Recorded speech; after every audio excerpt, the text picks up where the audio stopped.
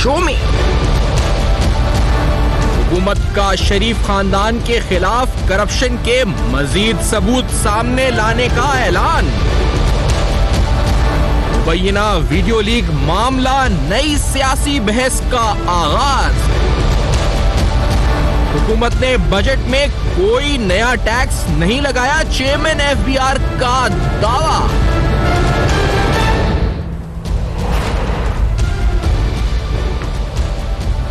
अस्सलाम वालेकुम। पस पर्दा हकाइक सनसनीखेज इंकशाफात प्रोग्राम बेनकाब में हूँ आपके साथ सैफान खान।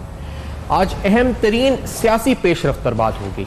सियासी महाज के ऊपर एक नए मरहले का आगाज शायद हो चुका है। मरीम नवाज की प्रेस कॉन्फ्रेंस, उसके बाद जज साहब का जवाब और उसके बाद यकीनी तौर पर एक नए मरहले का आगाज, लेकिन इसके कानूनी पहलू भी बहुत सारे हैं। मजमूई तौर पर हुकूमती कारकर्दगी जेर बहस आएगी, मुल्क का सियासी माहौल जेर बहस आएगा। आज के दिन यानी आज कल हमने देखा है एक दो बार जो चेयरमैन एफबीआर है उनकी तरफ से यह दावा हुआ कि कोई नई टैक्सेस जो है बजट में नहीं लगाए गए। लेकिन इस पूरी सूरत हाल में जहां सियासी महाज गर्म है वहां मुख्तलिफ सेक्टर्स, टेक्सटाइल और रिटेल बिलखुसूस मार्केट्स जो है, अंजुमन ताजरान, वहां से स्ट्राइक की कॉल्स की आवाजें आना शुरू हो चुकी हैं। तो ओवरऑल देखा जाए तो अवाम और इसके साथ ताजिर ये तमाम भी अब तक बजट को हजम करने को तैयार नहीं हो रहे हैं, जो हड़तालों की कॉल से बात सामने आ रही है। सियासी महाज पर क्या हो रहा है और बिलखुसूस एक बड़ी अहम जमात पाकिस्तान मुस्लिम लीग नून, उसकी अपनी सियासी हिकमत अमली अब क्या होगी। जारहाना सियासत जो मरीम नवाज स्टैंड दे चुकी हैं या मामला किसी तरफ आएगा मियाना रवि की तरफ जो शहबाज शरीफ की सियासत कहा जाता है।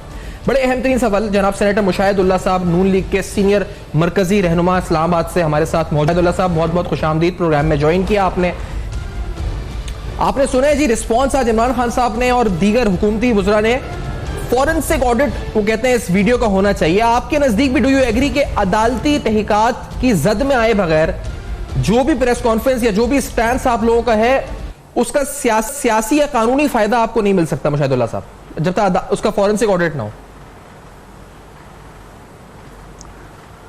जी बिस्मिल्लाहिर्रहमानिर्रहीम। देखें सेखान साहब, ये जिस वीडियो की आप बात कर रहे हैं, वीडियो का फोरेंसिक हमने खुद कहा है कि करवाएं और हुकूमत कल तक ये कह रही थी कि हम फोरेंसिक करवाएंगे। आज वो उससे मुकर इसलिए गई है कि उन्हें मालूम है कि ये वीडियो जो है ये ठीक वीडियो है और हर शख्स का एक ज़मीर होता है, वो कभी कभार उससे काम करा लिया जाता है, कभी धौंस धांधली से, कभी ज़बरदस्ती, कभी डरा धमका के, कभी लालच दे के।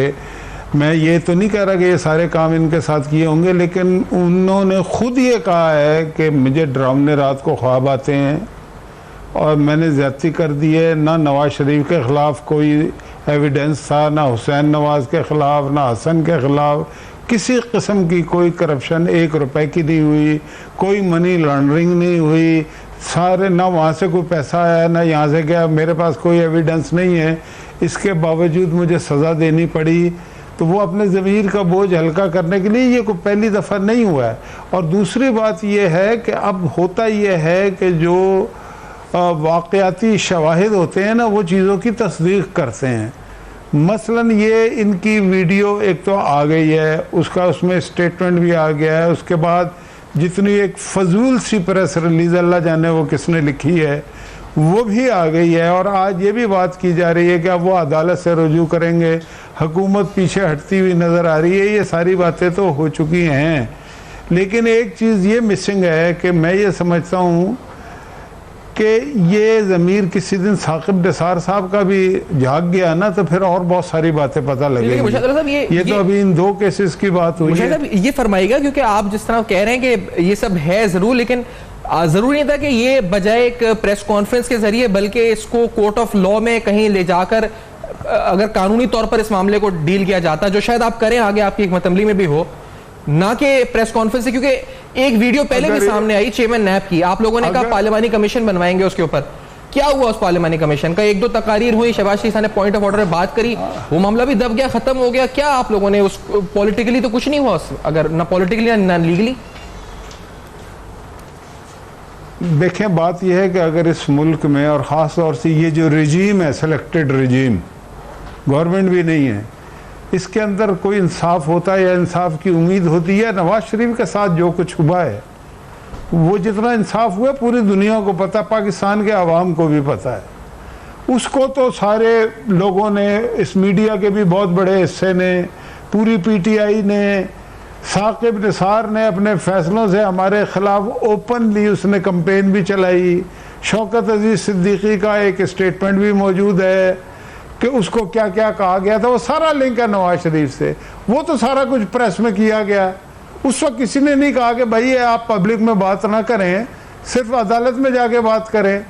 हमें तो लोगों को ये बताना है, नवाज शरीफ पब्लिक फिगर है, हमारी पॉलिटिकल पार्टी, हमारे साथ ज्यादती हुई है, हमारे साथ इंतकामी कार्रवाई हुई है, तो हम हर फोरम पे भी जा रहे हैं। क्या हमने अदालतों का, उन अदालतों का जहाँ से हमें इंसाफ नहीं मिला, हमने तो गए ना 180 दफ़ा नवाज शरीफ साहब पेश हुए, हालांकि उन्हें पता था कि फैसला क्या होना है। तो हम मतलब के जितने भी ऑप्शंस हैं उनको एग्जॉस्ट ज़रूर करेंगे, लेकिन असल चीज़ तो अवाम ही है ना। ये सारे फैसले, ये इंस्टीट्यूशन, ये अवाम ही की मर्जी से बने हुए हैं ना, ये अवाम ही की पार्लियामेंट ने बनाए हुए हैं ना।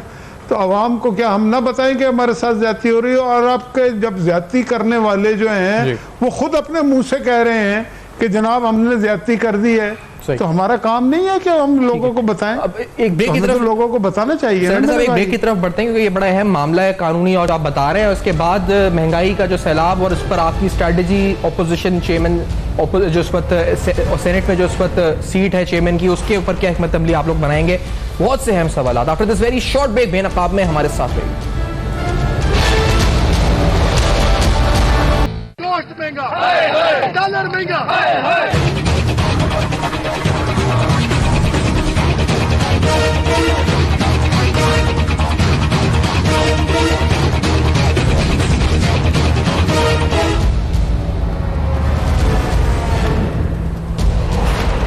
Welcome back. आप देख रहे हैं बेनकाब, और बेनकाब में अहम तरीन सवालात, ऑपोजिशन की सियासी हिकमत अमली यहाँ से क्या होगी? मुशाहिदुल्लाह साहब, स्ट्रैटेजी वाइज अगर मैं पहले चेयरमैन सेनेट के हवाले से पूछूं, क्या हिकमत अमली है? कौन से नाम जेरे गौर हैं?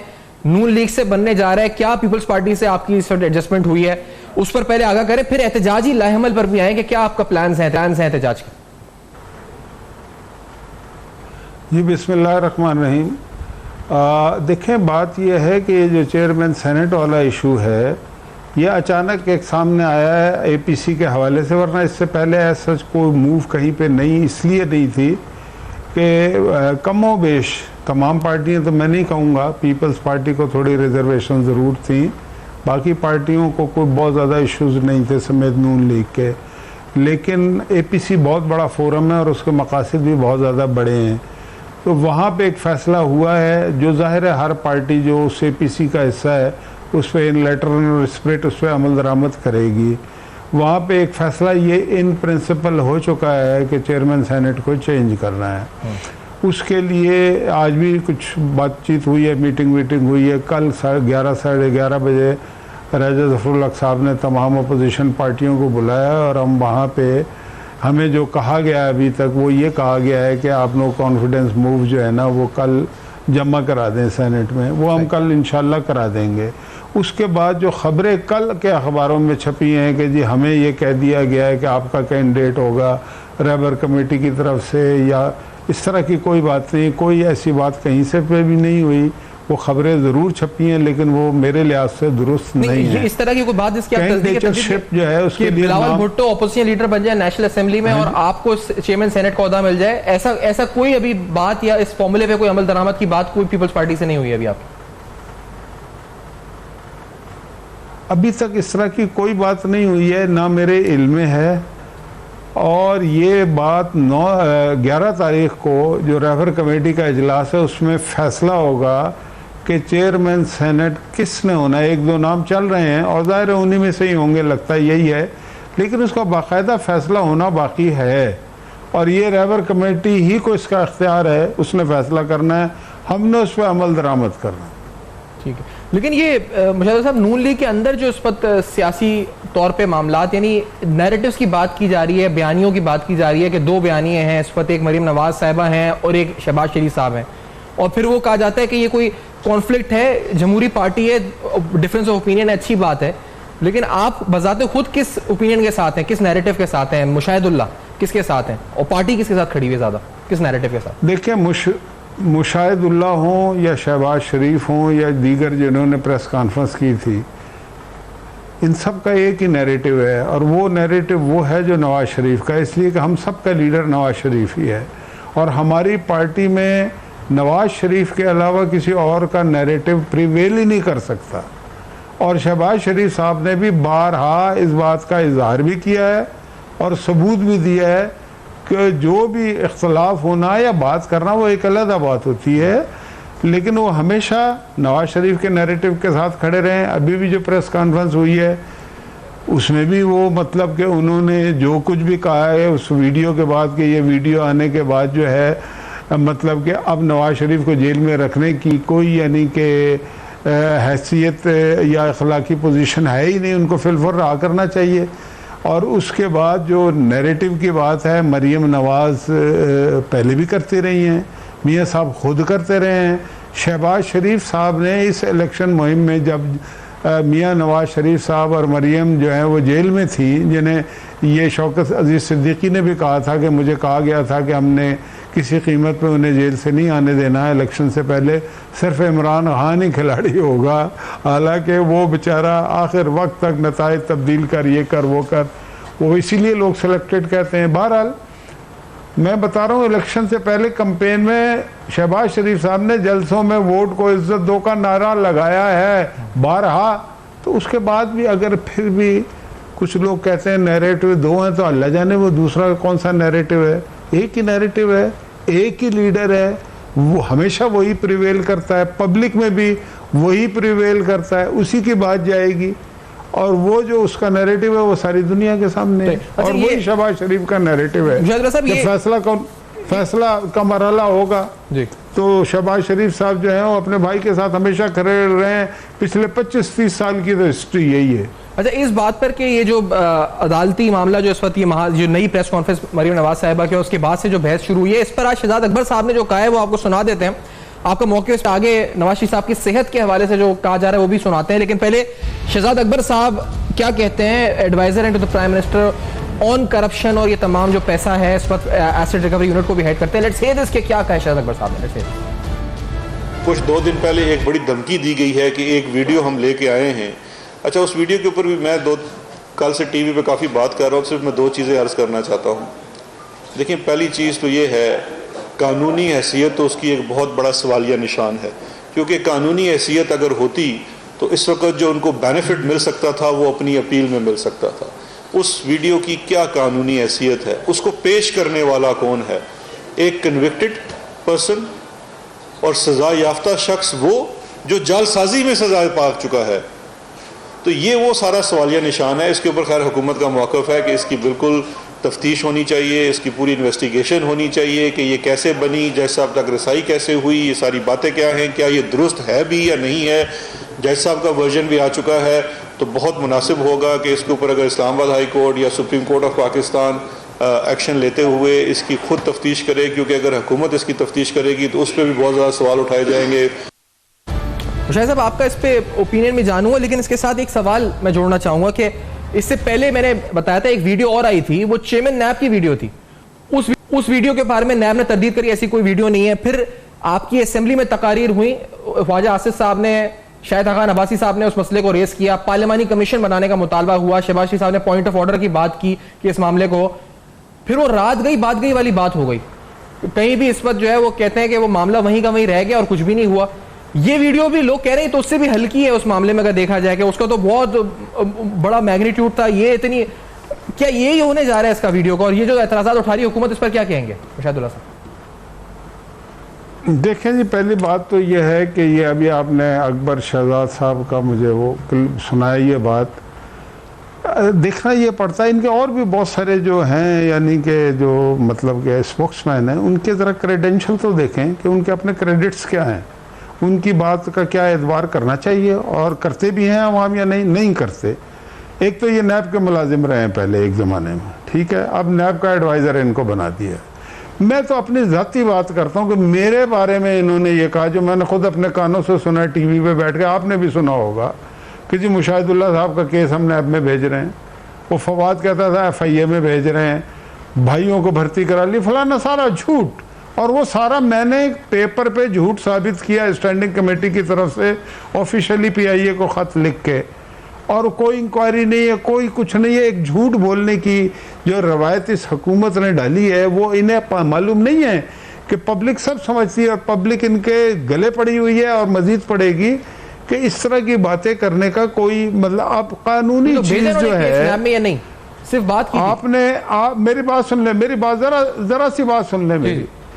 कल तक बात ये थी कि हुकूमत ने कहा कि हम इसका फोरेंसिक कराएंगे, आज करें नहीं कराएंगे। इसका मतलब क्या हुआ? आप अगर कानूनी के चक्कर में हैं तो फिर पीछे क्यों हट गए? ठीक है। और नंबर 2 बात नैब चेयरमैन की बात है, जहां तक उनकी जो भी वो आई थी एक वीडियो सी, मैं तो इस तरह के वीडियो के किसी के भी हक में नहीं हूँ, किसी के भी खिलाफ नहीं होने चाहिए। ये उसका जाती मामला है, चादर चार दीवारी है। ये कौन लोग होते हैं इस तरह की फिल्में बना के ब्लैकमेल करने वाले? ये बड़ी ज्यादती वाली बात है। लेकिन उस वक्त भी जब बात हुई, शहबाज शरीफ साहब ने भी बात की, तो हुकूमत के ऊपर कोई इन बातों का असर ही नहीं होता। ना वो कोई कमीशन बनाया, कोई नहीं, चुप कर गए। चुप कर गए का मतलब क्या है कि जो कुछ है वो ठीक है। अच्छा, इन्होंने ये कहा हुकूमत ने कि नैब चेयरमैन पे, इन्हीं फिरदौस आशिक अवान ने कहा कि हम फोरेंसिक करवाएंगे। नहीं करवाया ना भाई अभी तक। कल उन्होंने कहा था कि ये जो अरशद मलिक साहब की जो वीडियो आई है, जो कि दुरुस्त है, सामने नजर आ रहा है, उसके ज़मीर की खलिश थी, उसने बाहर निकाल दी है कि जी मेरे साथ ज्यादती हुई। नवाज शरीफ ने, हसन ने, हुसैन ने, मरियम ने, ये जिसके आपने क्लिप सुनाया कि जी फोर्जरी, ये सारा झूठा था। इसका मोमार जो है वो लंदन में PTI के यानी कि ओहदेदारों के साथ बैठ के प्रेस कॉन्फ्रेंस करता रहा है, चीफ जस्टिस साकिब निसार। अब देखते हैं उसका ज़मीर कब जागता, वो भी बताएगा किसी ना किसी दिन, कभी ना कभी जागता जरूर है कि किस तरह से फैसले हुए, किस तरह से अकामा के निकाला गया पनामा की जगह पे। ये सारा इनका फैसला होना, कुछ फैसले हो गए हैं, ये डिवाइन जस्टिस शुरू हो गया है जिसका ये हुकूमत मुकाबला इसलिए नहीं कर एक बात और है, मैं फिर ये जो आपके सामने रखना चाह रहा हूं आपकी मौजूदगी में, क्योंकि ये एक बात तो ये है कि ये बात सुनाने से पहले मैं बता दूं कि मैं किसी की भी बीमारी, किसी की भी, चाहे वो मुजरिम हो, मुलजिम, किसी के सियासतदान है, उसकी बीमारी का मजाक उड़ाना या तज़ीक करना, ये तो इस वक्त कैटेगोरिकली मैं खुद भी इसके खिलाफ हूं। लेकिन ये फयाज चौहान साहब जो पंजाब हुकूमत के इस वक्त वजीर भी हैं, उन्होंने आज स्टेटमेंट दिए नवाज शरीफ साहब की सेहत के बारे में, जो उनको लगता है, जो उनकी अपनी सोच क्या है। ये पंजाब गवर्नमेंट का मिनिस्टर हैं इस वक्त ऑफिशियली, वो क्या कह रहे हैं अबाउट नवाज शरीफ साहब की सेहत, उनके खाने पीने के रूटीन पे बता रहे हैं। क्या नून लीग का मौक़िफ़ है इस बारे में जानते हैं, पहले सुना देंगे क्या कहा उन्होंने। सूरत हाल ये है कि रोजाना छोटा गोश्त पक के आ रहा था। एक दिन में 2-2 डिशें थी। 1.5 पाव की एक बोटी खाने के जना ये शौकीन और आदी हैं आले शरीफ वाले। और यकीन जाने दुनिया के तमाम कार्डियोलॉजिस्ट उन्होंने राब्ता किया पाकिस्तान की हुकूमत से। उन्होंने कहा यार हम उस माफूकुल फितरत शख्स को देखना चाहते हैं कि जिसका दावा यह है कि उसको 3 दफा हार्ट अटैक हुआ है, उसकी आधी शरियानें बंद हैं, और जो रोजाना छोटा गोश्त खाता है और एक भी नहीं 2-2 डिशें खाता है, वो सारे बेताब है यहाँ आके उस माफूकुल फितरत मरीज को देखने पे। झूठ और फ्रॉड और जालसाजी का आलम। दूसरा, ये कहते हैं जी शुगर के मरीज हैं। मैं बॉर्डर लाइन पे हूँ शुगर, और मेरा फैमिली का जना ये बीमारी है, और आप में से भी बैठे हुए कुछ लोगों को ये सारी चीजें पता है। शुगर का मरीज हफ्ते नहीं महीने में एक दफा भी चावल के करीब नहीं जाता। रोजाना चावल खाते हैं मौसूफ कैदी नंबर 420 कोट तखत जेल के, रोजाना चावल। मैं जाती तौर पे किसी की बीमारी का भी इस वक्त तज़हीक करना या मजाक उड़ाने के मैं इस वक्त सरासर खिलाफ हूं। लेकिन जो स्टेटमेंट है ये आई है ऑफिशियली, अब गवर्नमेंट के एक तरह से मिनिस्टर है, पंजाब गवर्नमेंट के स्पोक्समैन भी है। तो मुशाहिदुल्लाह साहब, being the representative of PMLN, आपका रिप्लाई क्या होगा इस बारे में, जो वो सेहत पर कह रहे हैं कि उन्हें शक है जी कि बीमार है नहीं है, जो मुझे उनकी बातों से तो यही लग रहा है जी। पहली बात तो यह है कि अगर आप इस बात को दुरुस्त नहीं समझते तो इस तरह की फजूल जो है ना बातें चलाने की भी जरूरत नहीं है। लेकिन चल गई है ना, अब सुन लें। अब चल गई और मौके पर है तो मैंने कहा इतनी को घटिया बातें हैं जी, ये इतनी को सतही और घटिया और गिरी हुई बात गुफ्तगू है, जो ये सिर्फ ये नहीं मौसूफ करते, इनके सारे लोग जो हैं समेत इमरान खान के। असल में मसला ये है, ये पता है क्यों इतने शायद घटिया हो ना, और भी दीगर इनके 3-4 बंदे जो बहुत ज़्यादा बोलते हैं, वो बहुत ज़्यादा घटिया और सतही बातें करते हैं, ज़ाती बातें करते हैं, क्योंकि हुकूमत तो कुछ कर नहीं रहे ना आवाम के लिए। तो वो आजकल इसी चक्कर में चावल है तो छोटा गोश्त है तो बड़ा गोश्त है, ठीक है, क्योंकि असल काम अपना ये कर नहीं रहे। अच्छा, ये पता है क्यों करते हैं? ये इसलिए करते हैं कि इमरान खान इन बातों से खुश होता है, वो उसको खुश करने के लिए करते हैं, वरना हो सकता है ये इतने ज़्यादा घटिया ना हो जितनी घटिया ये गुफ्तगू करते हैं। दूसरी बात ये है कि ये तो मजाक बेगम कुलसूम नवाज का भी उड़ाते थे ना, ये तो कहते थे कि वो बीमारी नहीं है, वो एड़ियाँ रगड़ रगड़ के मर गई, उसकी तीमारदारी भी नहीं करने दी, उसकी बेटी को भी नहीं करने दी, इन्होंने टेलीफोन पे बात भी नहीं करने दी। असल बात ये करते नहीं है। खाना, हाँ, नवाज शरीफ खाना तो हर आदमी खाता है ना, आप भी खाते हैं, मैं भी खाता हूँ। ये जो बोल रहे हैं ये तो डकारते हैं, ठीक है, और अपना नहीं खाते, दूसरों का खाते हैं। जैसे इमरान खान, उसी की आदत पड़ी है ना, वो भी अव्वल तो अकेला बैठ के खाता है, ठीक है, और साथ इर्द गिर्द लोग बैठे। ये मशहूर बातें हैं।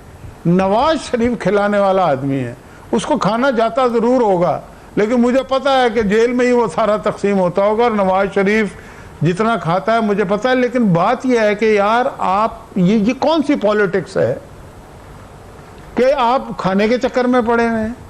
आप उसको, क्या ये बात दुरुस्त नहीं है कि 2 दफ़ा हार्ट सर्जरी हुई है नवाज शरीफ की?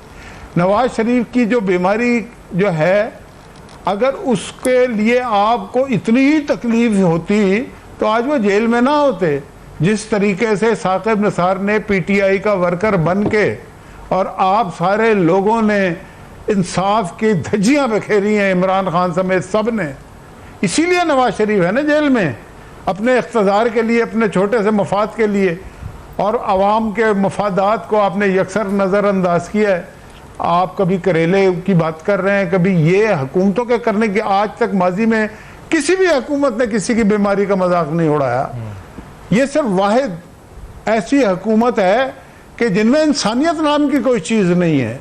वो आप सारा दिन यही करते रहते हैं। आपको पता कैसे लगता है कि उन्होंने ये खाया है नहीं खाया? आपको कैसे इसका मतलब आप कोई काम नहीं करते। आप ये देखते हैं कि जी उधर से पक्का क्या, उधर से आया क्या, उधर से गया क्या।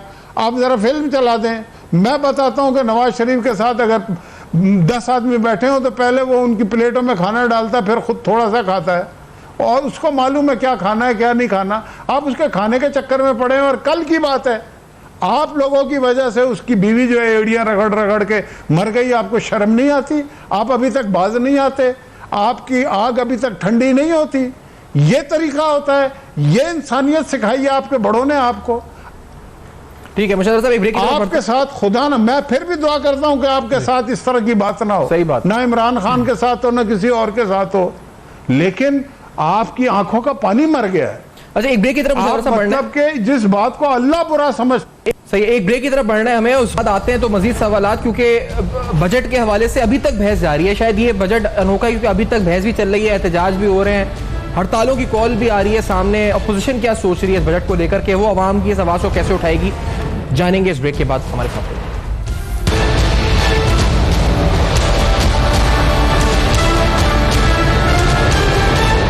गोश्त महंगा, डॉलर महंगा,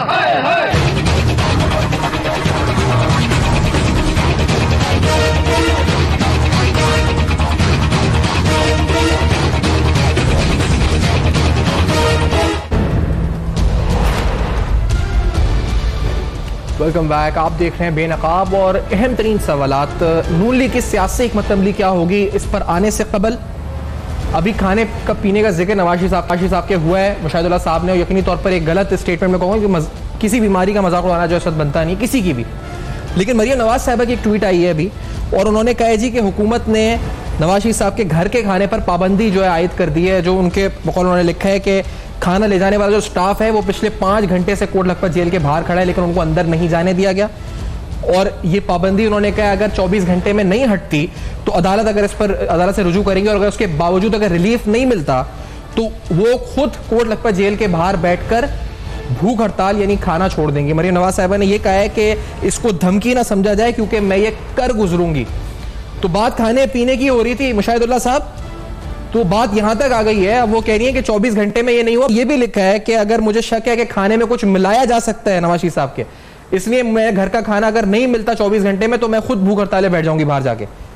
आप नून लीग बैठेगी साथ, क्या होगा ये, क्या आपके इल्म में है क्या स्ट्रेटेजी होगी निशातुल्लाह साहब? देखें बात ये मेरे नोटिस में है बात कि आज उन्होंने मतलब कि ये भी वो चीज़ें हैं जो आज तक कभी हमने सुनी भी नहीं थी।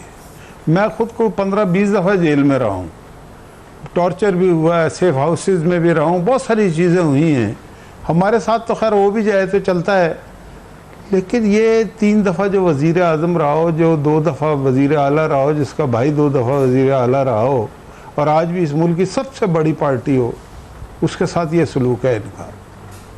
और ये इस हुकूमत को पता नहीं है, ये जो सिलेक्टेड गवर्नमेंट है, कि वो है ना कि आग खाओगे तो अंगारे उगलोगे। तो ये आग खा रहे हैं ये, और जब ये अंगारे उगलेंगे तो इन्हें पता लगेगा, उस वक्त इन्हें याद आएगा हमारी बातें कि जी हमें आग खाने से मना करते थे लेकिन हमें आग खिलाई गई है। तो हर चीज़ का एक रद्द अमल होता है, तो ये आग ना खाएं तो बेहतर है।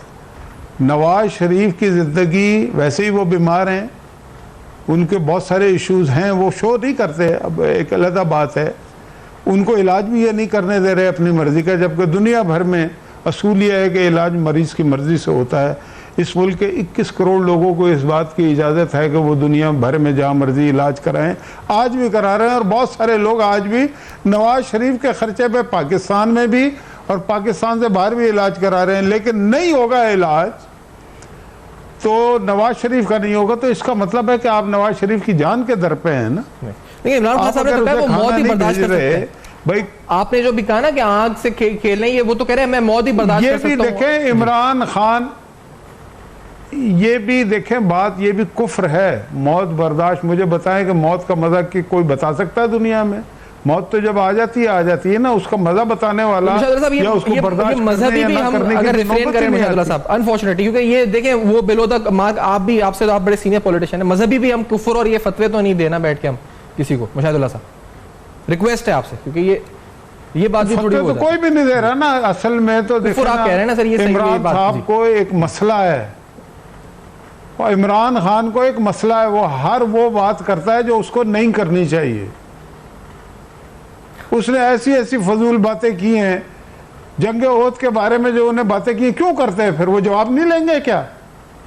उन्हें जब पता ही नहीं है जंग ओहद क्या थी, किसने क्या किया था, किसने क्या नहीं किया था, तो आपको बना दिया गया है ना, आप एक कठपुतली वजीर आजम तो है ना, आप क्यों करते हैं? आप क्यों समझते हैं कि आपको हर बात पता है?